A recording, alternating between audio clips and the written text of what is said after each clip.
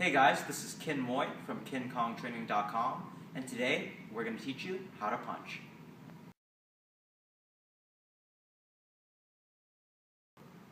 So, there are three things that we want to consider when throwing a punch.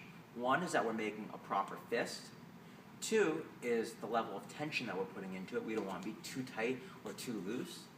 And three is the follow-through. You want to make sure that you're not falling short of the target and you're not going too far through the target so that it becomes a push rather than a punch.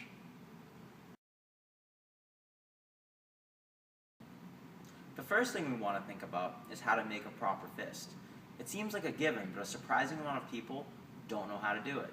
So what we're going to do is we're going to roll our fingers down, digit by digit, until our fingertips are touching the palm.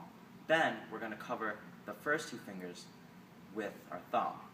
Another thing to consider is the alignment of your wrist. You want to make sure that there's a straight line going from your first two knuckles up the forearm, and that way your wrist is braced for the punch.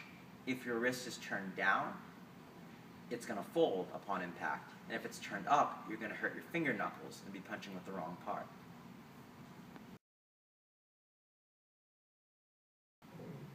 Another thing that we want to consider is our tension when we're throwing the punches.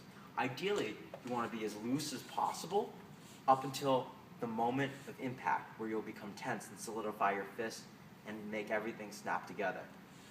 A beginner mistake is to be too tense all the way through, where we've got both the muscle groups that project the punch and the ones that retract the punch working at the same time. And they'll end up conflicting, and overall, even though it seems like you're hitting harder, you'll lose pretty much all of your power and speed.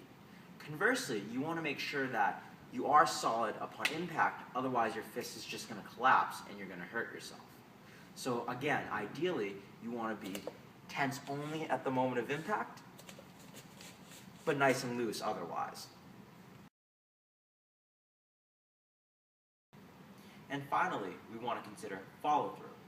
Think of your target like a pane of glass. If you fall short and don't go through, you're not going to break it. So you have to try to go through the target to break it. However, if you go too far through, it's going to become more of a push than a punch. You'll see it on the bag. If I fall short, it has no effect. If I try to go too far through, it's more of a push. And to a beginner, that might look impressive that you're moving the bag, but that's actually not going to cause damage to a target. I want to aim 2 to 3 inches through and snap the punch right back.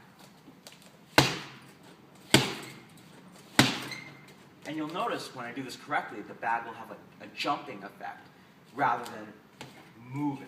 That's what we want to do to our opponent. We want to snap their head. We don't want to push them.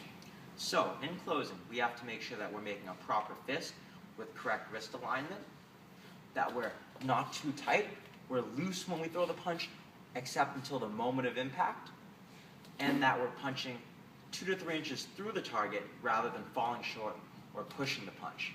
And if you do all of these things correctly, then you've got the foundation for a proper punch. Thank you for watching. This is Kin Moy at KinKongTraining.com.